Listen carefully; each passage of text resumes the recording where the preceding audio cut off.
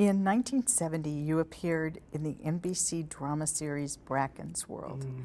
Let's talk about that show and your character and Bracken's World. Bracken's World was, I think, the turning point for sophistication in television series. I think it was the forerunner of like L.A. Law that goes into Boston Legal and on and on and on. It took place in a studio where you used the studio for what was out there, the back lot, what was trucks and transportation and props all over the place. The person got to go inside of the studio, and we had to be reminded every once in a while not to clear out the background because all those things belong there. And it had to do with the studio head, the workings of a studio, and the making of a starlet, and who already had a star, the agent and the mother, the whole workings of the studio. It turned all of the writers in television onto a new scope to write about. It just made it more sophisticated because the audience, by that time, was so used to seeing television. It needed a change, but to be on the inside of what they would assume is the business, they were. And Stan Rubin was the producer of that. Just his wife, Kathleen, and I had been under contract together at Universal. Again, repeats itself, that small degree of separation. And I played the mother of the starlet. Linda Harrison was the young girl playing that, and who at that time was also the girlfriend of Richard Zanuck. That helped a great deal. And Elizabeth Allen played one of the executives, the right hand to the producer, Peter Haskell, played the young, the boy, the producer boy. He was it. And then we had, she played in Sound and Music, the Countess. What was her name? Dear God in heaven, please don't. Oh. Very famous actress. I'll think of her name. Eleanor Parker? Eleanor Parker. Eleanor Parker. Thank you. It wasn't a senior moment. It was just an absolute slam bash. Don't remember. But Eleanor Parker played the female head next to Bracken. Bracken was never shown. Bracken was always talked about. You were always threatened with what Bracken would do and so on and so forth. Bob Colbert came in as an assistant to the studio head. Bob Colbert later on became Mr. Brooks in The Young and the Restless. Again, that involvement, that pot that's all mixed with actors, and you pull us out one and two at a time, and we've all done things together. And even Bob mentioned that he felt that he was in a more sophisticated state. He was talking more intelligently to an audience. We all did. And unfortunately, at that time, the budget was so high because you had such a big cast and an expensive cast, so that the studios, the network, that was also CBS, if I'm not mistaken. CBS or NBC? NBC. NBC would only pick it up 2 and 3 at a time. And at that time, you had to have, if you pick a show up, say, for 6, if you go over budget on one, you could amortize it and make it up on the next one. You could make so that by the end of 6, everything works itself out and it makes money for the producers or for the studio. But they would only pick it up 2 or 3 at a time because of its horrible, expensive budget, which I think was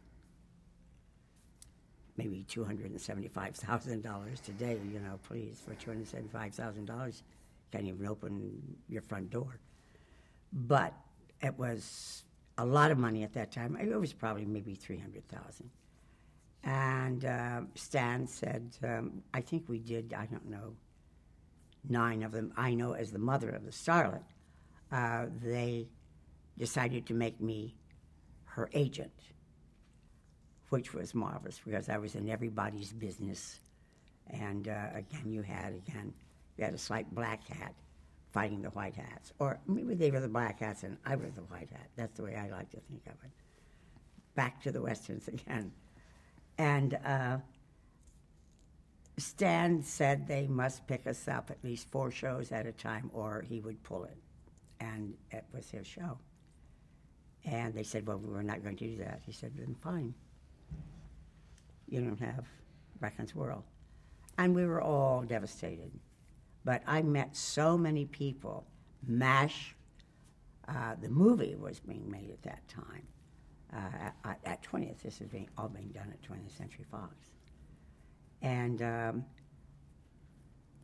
it was such an exciting moment in the history of television to see something propels it forward. And you're a part of it, you know. Those are nice, lovely memories to have. I have always been somehow what we call on the ass end of something and the beginning of something else. I've never been the top peak of that and the top peak of this, except at this point, top peak, which was my destiny in life. I'm sure it was what I planned to do and that sort of thing. Totally different. And I thank God that destiny stepped in and shot my left foot off and made me stand still for a moment so I could enjoy all of the very delicious things that have happened to me during my career. I've got a couple questions about Bracken's World. How close was it to real Hollywood, do you think? Bracken's World probably depicted, and you ask all the professionals in this business, from producers, writers, directors, scenic designers, agents, it depicted so closely what goes on in this business. You had, the stunt guy who wants to be a movie star. That was John Wayne, kind of back to the Westerns again. You had the agents, you had the young girl or boy being groomed, you had the studio heads, you had the fights with one another, you had your favorite, your golden boy of the studio producing all the great films in the studio head at loggerheads all the time. It was so, at the same time, very entertaining and acceptable. Because if you really went behind the scenes of how a studio is run or even television is run, sometimes the stories are so pathetic you don't want to hear them again. You don't want people to see that part of it. The joy that you're experiencing came from this misery. And that was so close, very close to what was going on, but in an entertaining way. It was pure entertainment with sort of a factual background. Yeah. Did you work with Leslie Nielsen? Bracken's World finally produced Bracken. Guess who we got? Leslie Nielsen. Leslie Nielsen, it was marvelous. He had the shocking head of hair even at that time. And I think we did a few episodes with that before we closed down. All of us always felt Bracken should never have been seen. It would have been like having Louis B. Mayer in the background, and you know it's Louis B. Mayer, but you're not quite sure, in movies. And Bracken should have never made an appearance. They thought maybe, I'm sure that was Stan's idea of putting him, of showing Bracken. Well, this is after Eleanor Parker had said, enough of this silly television nonsense. They don't know what they're doing. And you wanted to say, well, okay. Not many movies around, and Sound of Music was a long way off. And being television-oriented, you wanted to say, are you sure? I want to think about this. But she left because she said, I won't do it. Because always script argument. The time that you take in movies you cannot do on television. That's what I don't think the audience is aware of. If they just knew that we didn't have the time to do a lot of beautiful things that they see, we could have even made it better, possibly not. But in her estimation, no. She wouldn't have anything to do. We had dinner one night. At that time, I was married to a gentleman, Harry Burnson, and she and her husband and my husband, we had dinner, and she'd had it. She just couldn't deal with television. And I have to say, it's a very difficult media to deal with, but it's the most fun once you get in that jet stream of what it's all about. It's far more exciting than motion pictures, I think. But anyway, we lost her, brought in Brackens. Should never have happened. Thank you. Another genre that you spent time in was the medical show, and you appeared on Ben Casey twice, I believe. And for one appearance, you received an Emmy nomination. Was that your first? And do you have any particular memories of working on the show? Ben Casey. Yes. That was my first Emmy nomination. Linda Only Smiled. It's one of my very favorite roles. A prostitute who has cancer. She's given that edict that she has cancer. And you had Harry Landers was the secondary. I want to say Harry Gardino, but I did another show with Harry Gardino. Ben? Anyway, Ben Casey was watched with the idolatry that American Idol is watched, because you had the sullenness of Ben. He played, gosh, please help me think of that guy's name. Oh, boy, big gambler, Hollywood Park all the time. when he wasn't working. But Harry Landers was his sidekick. And the role of Linda was probably, as I say, is one of my most favorite roles of all time. That was really, Ben Casey was really more dynamic than Dr. Kildare. And Dr. Kildare was a big favorite. But Ben Casey, again, had an elevated sense. You had Jaffe, his wife, Betty. Oh, gosh, these names are so escaping me now. You're asking me, I have thousands of names in my mind. Oh, gosh, if I could only think of the lead's name. But anyway, the role that I played in that, Linda, garnered my first Emmy nomination. And everyone, I was chosen across the boards to win the supporting actress. And of course, that year someone won, of which that was held at the Palladium. That's how long ago this was. And it was bi-coastal awards. You went to New York for that and came back to this. And Barbara Stanwyck, Lucille Ball. When the other person's name was announced, Barbara Stanwyck let out an expletive that that I use every once in a while myself. And Lucille Ball followed her with another expletive. And I thought, I've just won. Those two ladies, what greater honor than those two ladies. When in the ladies' room later on, they said, you should have had it. What? This lady was on for 45 seconds. And I had been told just before we went in, Yale Patrick Fitzpatrick was Yale Patrick Jackson. That's the other one. Yale Patrick Jackson was the then head of, I think she was the Television Academy president at the time, wasn't she? Of this chapter, I think. Yeah, sure.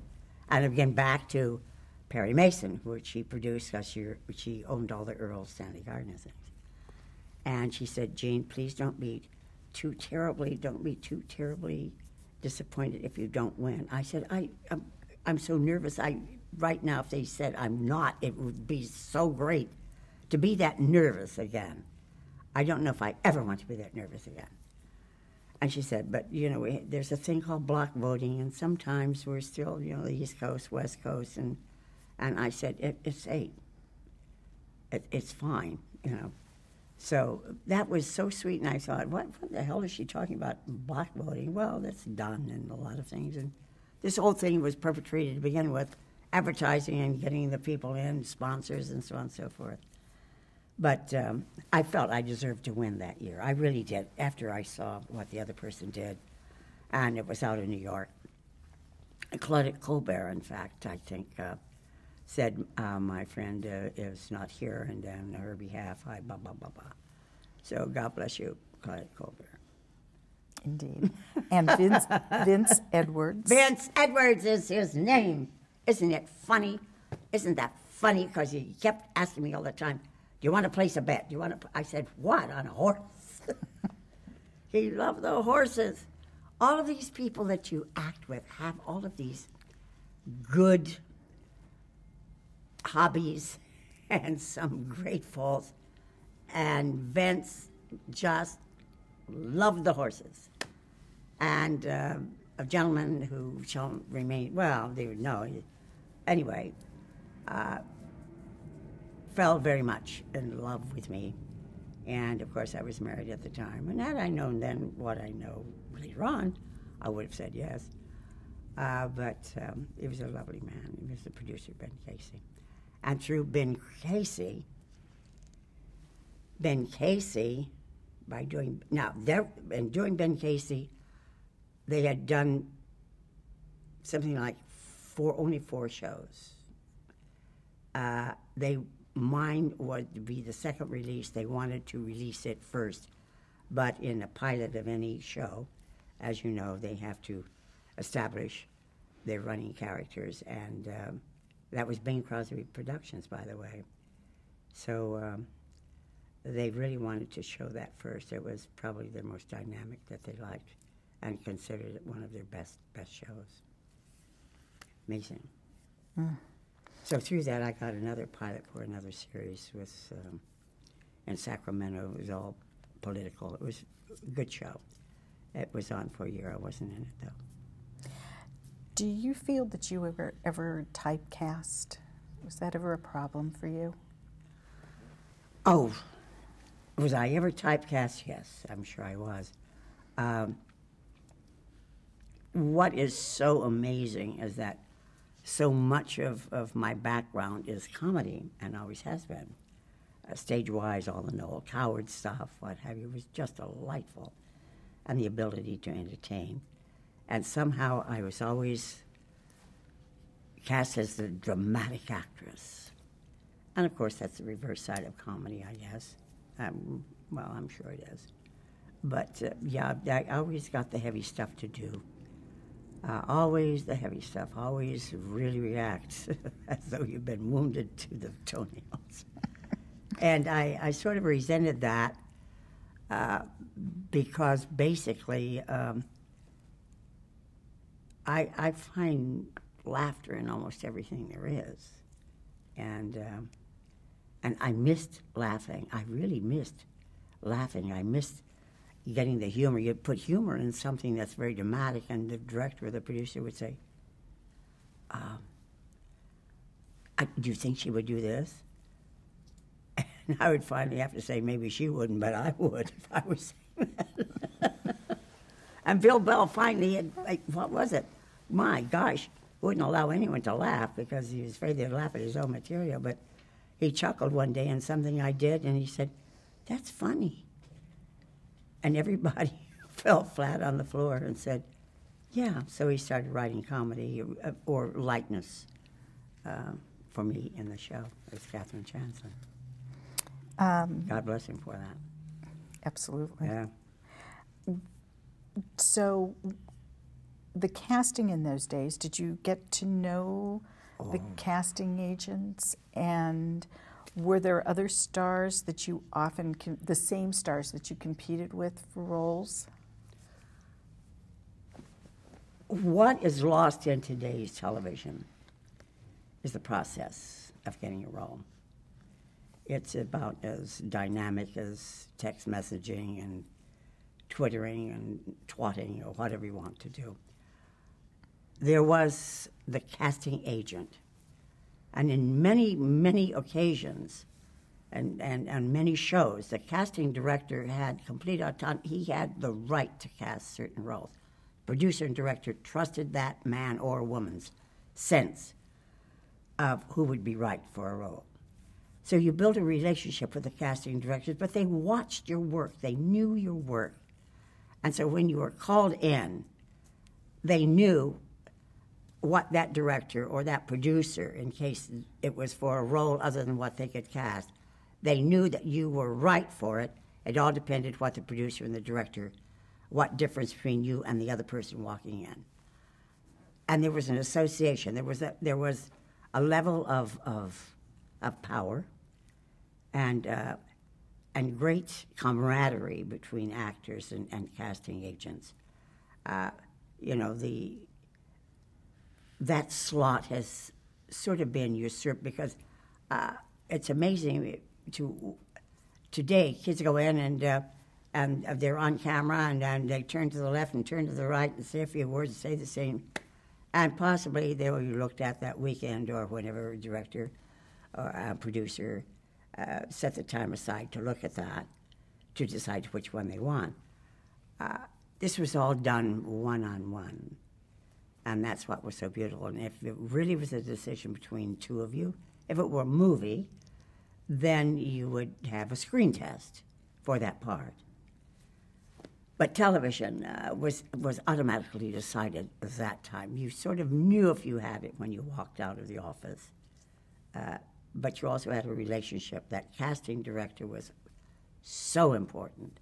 And they're still important today, of dragging in somebody, but I don't know, a casting director in the days that I was in, especially in television, they never had 15 people come in for the same part. They would have maybe a max of 4 or 5. It's the old thing is producers and directors, you give them too many choices and they don't know what they want. I haven't seen it yet.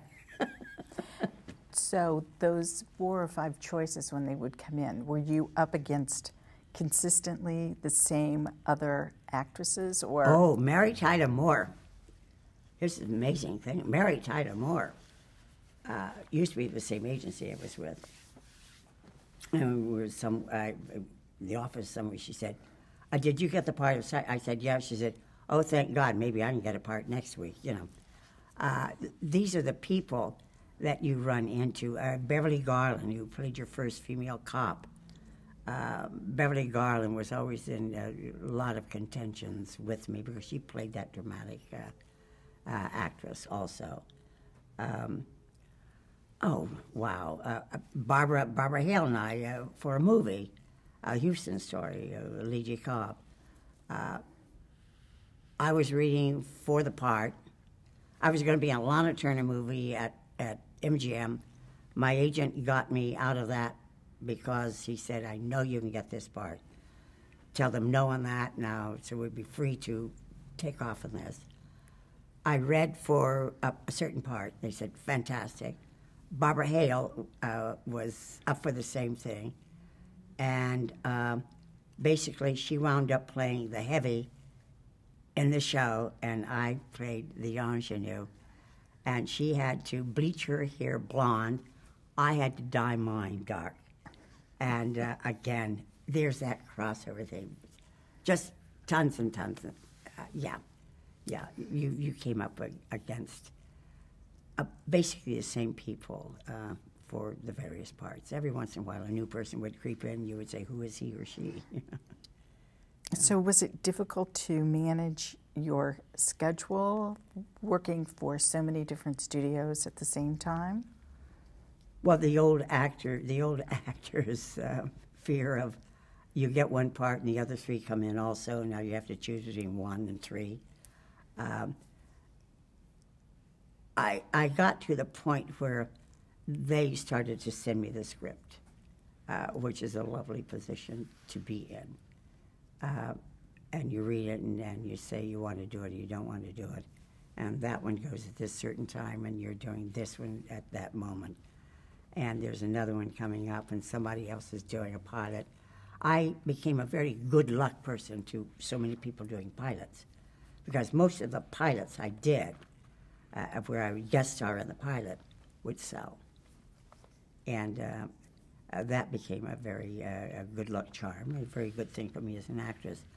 I never really had to sweat, what most actors say, sweat the time of looking for the next job. When I came to Hollywood, I was very well prepared in stage and experience, and so consequently, for whatever reason, I was always seemed to be employed, and I'm very grateful for that. There's a lot of people who worked 2 and 3 times a year and thought that was great, and had I worked only 2 or 3 times a year, I think I would have become a school teacher, maybe.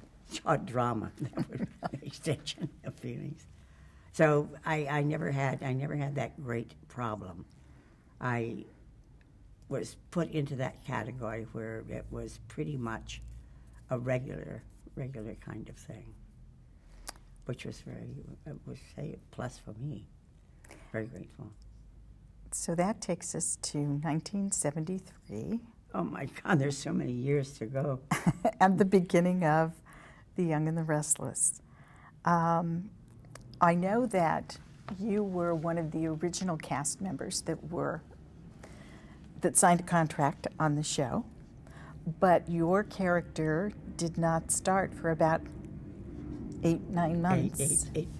About 8.5 months. We knew about Mrs. Chancellor, who was very wealthy, who lived in the mansion on the hill, but we did not see her. She was a Bracken's world. Who's Mr. Bracken? Who's Mrs. Chancellor? Yeah. Indeed, indeed. Talk a little bit about how did you get the part? Did you actually go out and audition for the role? How did you feel about going into daytime drama versus the world that you had prepared, where you had all of your experience? Okay. And daytime, I knew really nothing about, only because I basically was working all the time during the day. And what time I did have was trying to take care of 3 children and that sort of thing. But I never got caught in that. I'd been caught as a child with my mother, Stella Dallas, the radio. Now, I want to tell you, or My Gal Sunday, you married Lord so-and-so, and she came from a little mining town and whatchamacallit. And I remember, and I was 3rd grade, yeah.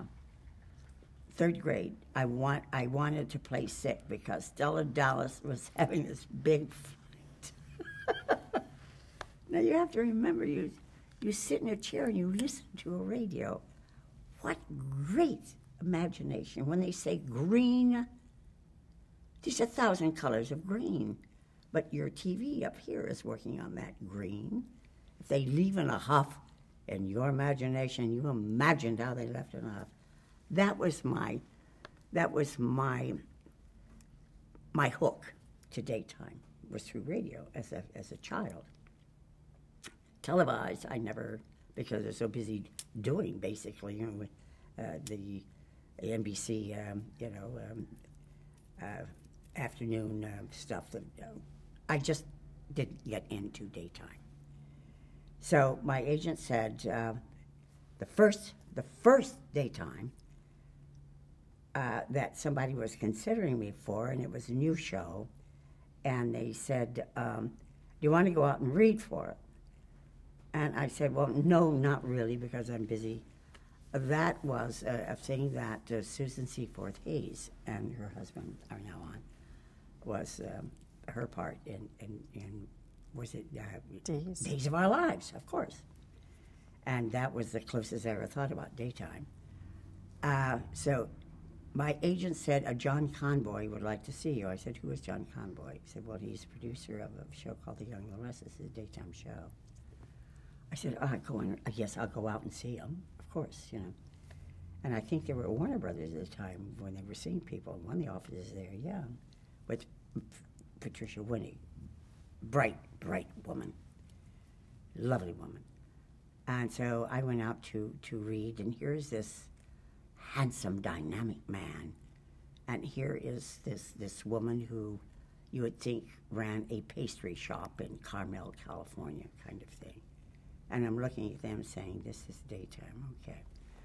And he is saying, thank you for coming out, and we know you have a busy schedule, but we have this part, and you've been looking at it out, and I said, yes. And they had another man called, was it Considine? Considine was reading. And they said, all right, anytime. And we started to read, and of course it called for great tears and what have you, which I said, that's easy to do. Throw yourself into it. And all of a sudden you're doing this scene with this person, and it's very sad, and you lament with the woman, and it finished, and I look up, and these two people are crying. I thought, was I that bad? That must have been god-awful. And he said, that was beautiful. And she said, yes, it's very good, very good. Have you ever, you've never done, no, I've never, no. Have you ever seen the, no, I've never seen the show before. He said, well, all right, thank you very much, and I'm sure we're going to be in touch. And that was my introduction to daytime with Jeanne and Patricia Winnie. And yes, of course, they wanted me to do it, which I chickened out at first. I took my kids and we went to Hawaii, and every time they wanted an answer, I said, another island. I said, I'll let you know tomorrow. Finally, they found me on Kauai with the kids, and my agent said, they want an answer now, and John Conboy was on the other line. He said, we need an answer today. I said, oh, all right. When do I have to be there? And he said, tomorrow afternoon. And got red eye in and came in, and I went to rehearsal that following day. And that's how I was introduced to daytime television, and John Conboy was master at it, as was Patricia Winnie, Bill Glenn, Dick Dunlap. But I only planned to stay maybe a year or 2 years. And of course, 36 years later, I'm still saying I only plan to be a year or 2 years. But my character was brought into the series because Bill Bell and his wife, Lee Bell, who created the series, Bill was not happy. It was not making numbers. And at that time, a studio would nurture a show and say, give it time, it'll grow. It's what daytime we have to bring that character in. That's why she was brought in. Said, give that character you have, Mrs. Chancellor, bring her in. Let's see, add that to the mix. Let's see what the audience thinks, blah, blah, blah, blah, blah, blah, blah. And Bill was convinced because he was ready to yank it. And Mrs. Chancellor caught on. And that's the story of Y&R from that point on, and all the other people who have joined it on and off during the years. It's very satisfying because what daytime has done, daytime has brought to a public, one, entertainment, but one of the most important things, it's given them all different kinds of choices of medical problems, and a lot have been solved through it. A lot have been helped by it. It's been just as helpful as it has been entertaining and just an escape for an hour. It's the most difficult media I have ever done in my life. It is backbreaking. You have to be on your toes. It's like you are doing improv. Every hour of your life. It's incredible. It's momentary. Your feelings are momentary. They have to be caught. They have to be captured in the camera. You have to know technique, technology. It's the old thing of head up, suck in your gut, stick out your boobs, and act. and not let anyone know you're doing any of of those things. It's an incredible thing. Incredible, demanding, and most rewarding. I think my choice, this was my destiny. So the original premise of The Young and the Restless has changed somewhat from the original show. Let's talk a little bit about the original premise and how it stood out from the other shows, and then we'll get into Bill and Lee and. Okay. Well, the introduction of The Young and the Restless introduced full sets before. Basically, one's apartment on a daytime show was a black curtain, a club chair, and a lamp. You just happen to come in and sit down in the chair, and you're, oh, what a heavy day I've had at the office. We had full sets.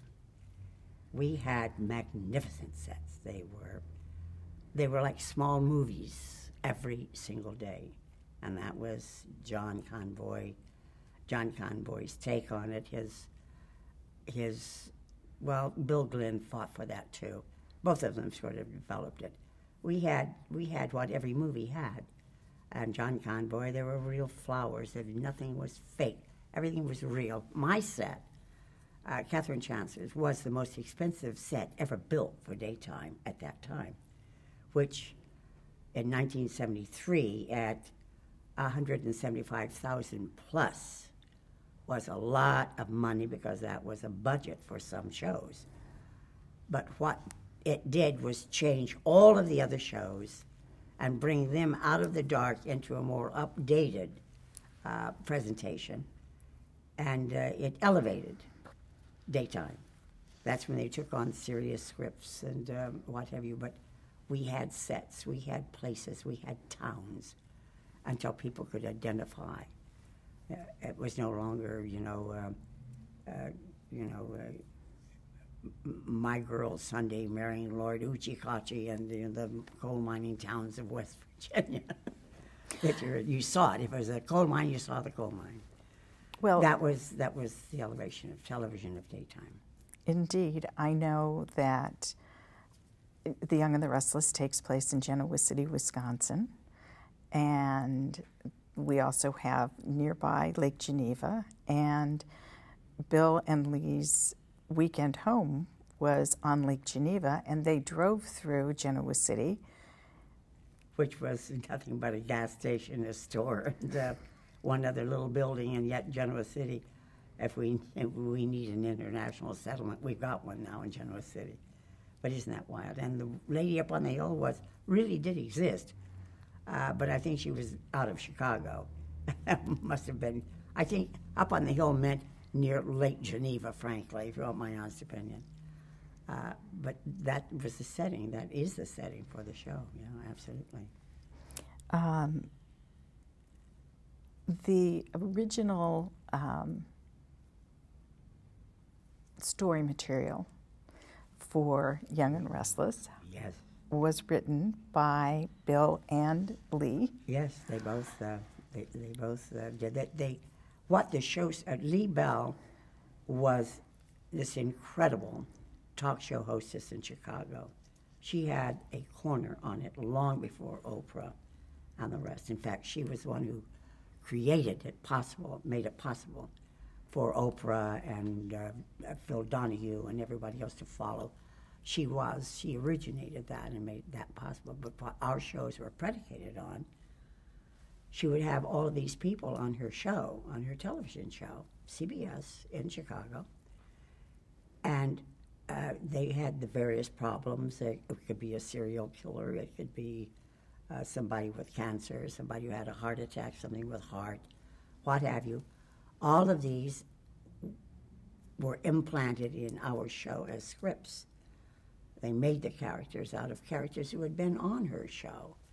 And these characters represented the various things that would ensue in problems and storylines and that sort of thing. But they all originated from these shows. So much of it was was predicated on real things, thanks to Lee Phillip. Well, I believe a lot of it also came from the research that her staff did, so that there was background and knowledge as well. First and foremost, always, in their research team. Our show has, up until recently, I think, I don't know what now in research, yeah, they still do that, I think, in the law. Heavily researched, hearts, cancer, whatever the problem may be, or just the situation. Heavily researched. We had our own lawyers as part-time writers on the show. Nothing was off the top of the head, imaginary. It happened, but they made sure that all the details of how it happened, whether it's an illness, whatever it may be, was a truthful situation. And in fact, they used to say, find a mistake on our show and you get a free T-shirt. Well, they didn't have T-shirts for years. Once or twice a T-shirt went out, but it was somebody who had a different hairdo and a continuation scene. That was it. I think 2 T-shirts in about 10 years, 15 years. Yeah, something like that. Amazing. You had to send them out, didn't you? Indeed. I did. How was the character of Catherine Chancellor originally described to you by Bill when you had the opportunity to talk to him? What did he want Catherine to do and be like? Catherine Chancellor originally was this raving alcoholic, drunk, and her whole life was upside down, and she's married this Philip Chancellor. She was to perpetuate a love story between Philip Chancellor and Jill Foster, who Jill Foster was on the wrong side of the tracks. And Philip Chancellor, of course, was appointed and inherited. My husband, my first husband, Catherine Chancellor's first husband, died while they were having sex in Europe somewhere. And so she turned into this raving alcoholic, and Philip Chancellor was her husband's manager of all of the textiles and industries that they had. So, and this is all backstory, mind you. And he came to her aid, and she was very sad about Gary's death, and through consoling her, marries her. And she just drinks to the point that, life is not done well by her. Very rich, very bored, and then she becomes sober, but that's after he dies. I mean, we both were in the car crash. I could have died. Well, tough. He died. Good for him, bully for me.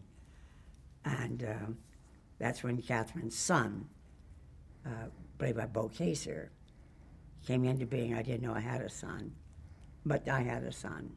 And when I opened the door and he's singing the Battle Hymn of the Republic with his guitar, I think I was ready to go back to motion pictures. I said, this is not right. And because of that, all of daytime would break into song in a restaurant or wherever they were. But the one thing you could never do is laugh about this, because Bill didn't want you to laugh at this. Was serious. Well, I know it's serious, but I mean,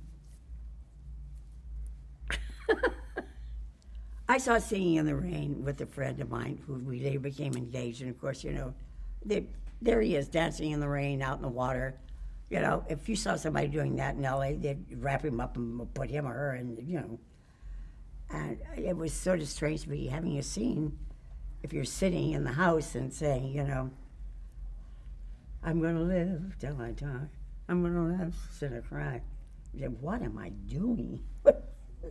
They're asking me to do things I'd never do in a million years.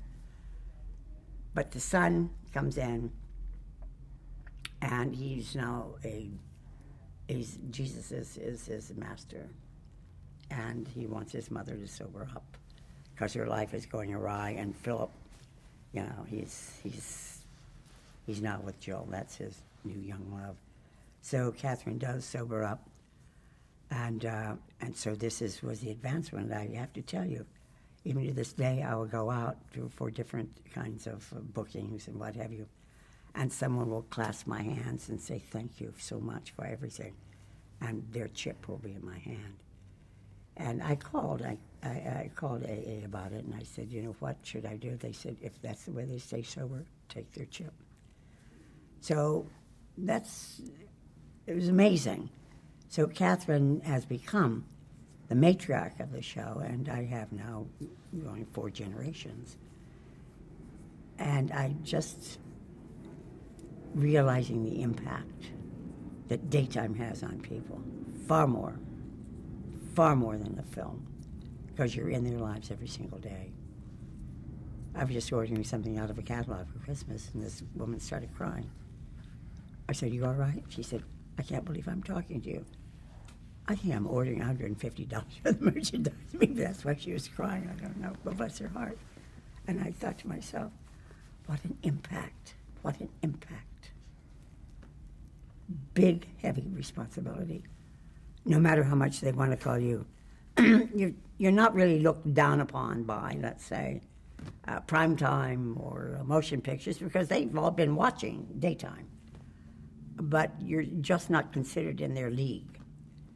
And that is a sadness for anyone who thinks like that, because we have people who can get out there and probably outdo so many of them, more talented.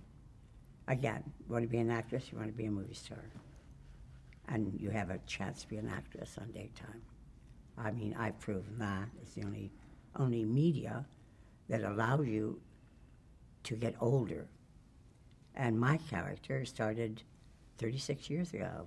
So there's a big difference between me 36 years ago and today. And I sort of helped say it's okay to be over 50. I helped say it's okay to have a nip and a tuck here and there if you need, what have you. I've made it okay, and strangely enough, there's a commercial that says I want to grow up to be an old woman. I think I've been maybe the creator of women being able to be older and be in film. And a lot of the girls, after the cosmetic surgery, what have you, after the admission of age, come out and say, "Hey, I'm not dead at 50. I'm just starting to live at 50.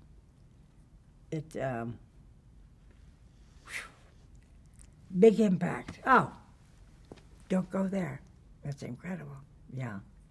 I owe a lot. I owe a lot to daytime television. Incredible.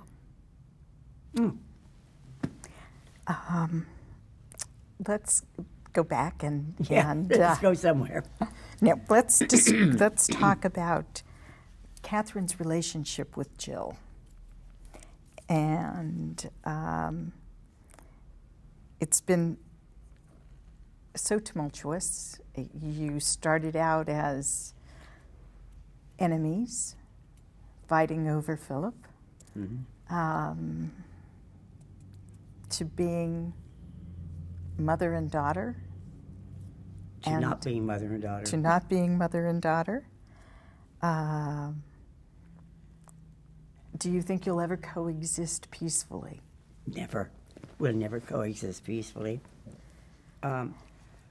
It's a love-hate situation. It can exist between two best friends or two sisters, what have you. And a mother and a daughter, for that matter.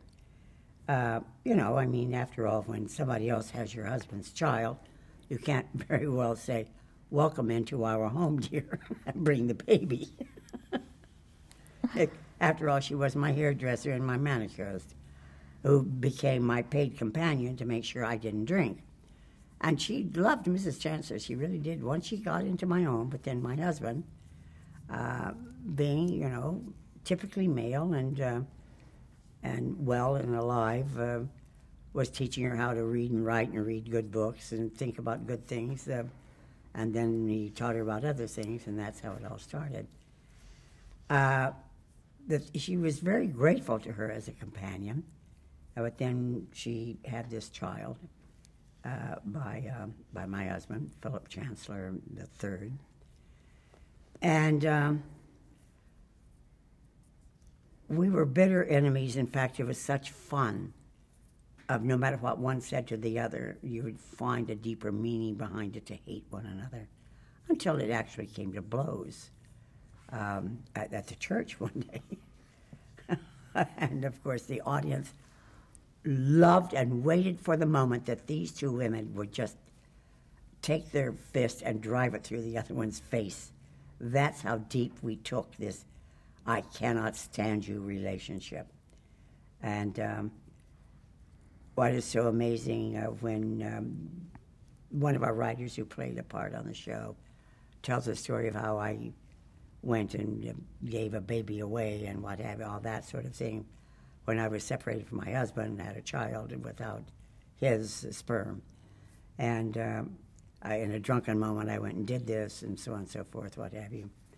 So the babies were exchanged and that sort of thing. And Liz Foster, Jill Foster's mother, who worked for one of my factories, was dying and called everyone in and tells the story of how, Jill, we adopted you, but it's Mrs. Chancellor is your baby, is your mother, which was a great shock to me, too. Big shock to Catherine. That thing is my daughter. And, of course, you've had some episodes of where the audience has just waited for us to kill one another, and they still do. But I accepted her as my child, and now, and you try and say, that's my child, I will love her as much as I can, and did. But there's always that resentment, that fight, that tug. And now I found out she is not my daughter, and I had a stroke when they said she wasn't my daughter. I did. Catherine had a stroke. We didn't go into strokes too much. I said, don't go there because even the doctors haven't figured this out too well. It was a mini stroke. And, but it was explained. It was very well explained and lived through on the show. And people write and say, yeah, my mother or my aunt or my sister, blah, blah, blah, had that or my uncle. When I came to the conclusion that without a Jill in your life, you take somebody who's such a part of your life, whether you dislike intensely or you love intensely, you take that person out of your life, there's a hole in your life. And so I have retained Jill and brought her back into the company of where there's sort of a love that exists now, and I consider her my daughter without her being my daughter. But I want the best for her, but not the ultimate best for her. I will always be in control. There will always be that little line. So now she's out on the hunt for my real daughter, of which a hoax has been played on her, and my real daughter is a jolt in the head, is a total jolt in the head. JoJo, a bounty hunter, which brings back the comedy, and of course, brings back the comedy with Jill and Catherine. And of course, we know I know it's an act, I know because I've read the scripts, but we know that JoJo, there's no way she can be my daughter, we hope. But we were, Jess Walton, who plays Jill, is incredible. We were voted super couple for years. We were the super couple. And it was, we'd have to sit and think of things to do to keep the audience. And that's the one thing about daytime television. You have that option of today, how do I play that? How do I tease my audience? How do I tease you today? You think I'm going to do it this way, but I'm not. I'm going to do it another way. And that's one thing you get to do. You sort of get to do that like you do on stage. You get to tease a little bit. And that's what brought Bill Bell's him around to saying, build this up between the two. It was fun for them to write for. Oh, great fun for them to write for. Oh. And I think that they found such depth of emotion when Jill, I think it was Jill, had found a lump. Oh, the breast cancer. When, well, Catherine was going for her physical, for breast cancer, a mammogram she was going for, and they found the lump with Catherine, which we found benign. But what brought them together is the first person she called was Jill. And she said, I don't know what you do. If I have to tie you down, drag you in, you are going to have the examination. I'm not going to let you die for nothing, and so on and so forth. And again, that brought a lot of people. In fact, I went out on certain events where I would encourage you, it would be at hospitals or various other clinics where they'd be holding mammograms, free mammograms for women to come in and have their mammograms taken. I've done a lot, come to think about it. See, you forget that because you always think you're play pretending. And sometimes you really aren't. You know, it's amazing. Indeed not. So you have been able to have input into your character over the years, even though it's something that Bill really wrote the show. Yeah. But you were able to affect.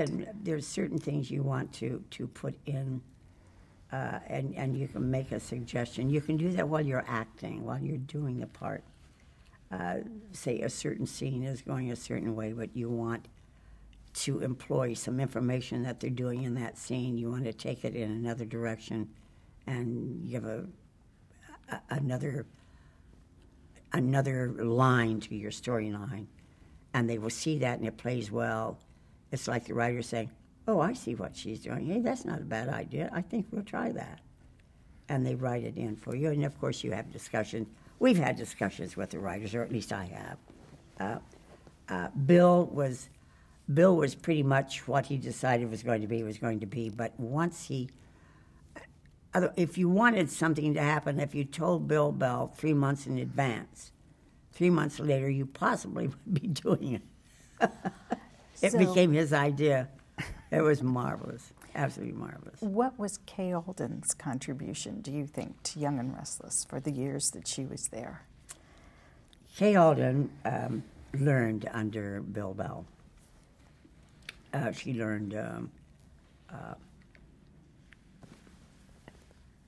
in daytime, you're projecting up someone's life. In life itself, it's very hard to project your life because I don't know how long you're going to live. And they have more hope for you in daytime of living a long time because you're making storyline and profit for them. Kay Alden was possibly his greatest student. She could, the thing that we call, the tapestry, the Bible, the show. And she could take these characters and associate them previously, presently, and into the future, and write accordingly and map it out so that this character never faltered, it always perpetuated itself.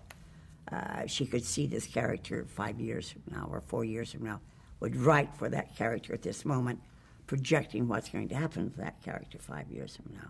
It's very difficult writing. Everybody thinks piece of cake, daytime, good daytime. Very difficult for writers. Very difficult because you're making a life on the person who is telling you this is sort of what life is like. So Kay Alden could do that very, very well. Where I think when Bill turned the show over to Kay Alden, she sustained the characters, and also times became a little bit different. I think under his umbrella, she is brilliant. When she's given her own umbrella, it's very difficult because she fed from him. He fed from her incredibly. And now that she has established herself on her own, she can now pull on her own and create on her own and she's just now coming into her own because she learned from a master. She could always do it, but I think she doubted herself for a long time. But Kay is what you would call a daytime writer. And we need to take a break. Oh, okay. Holy cow.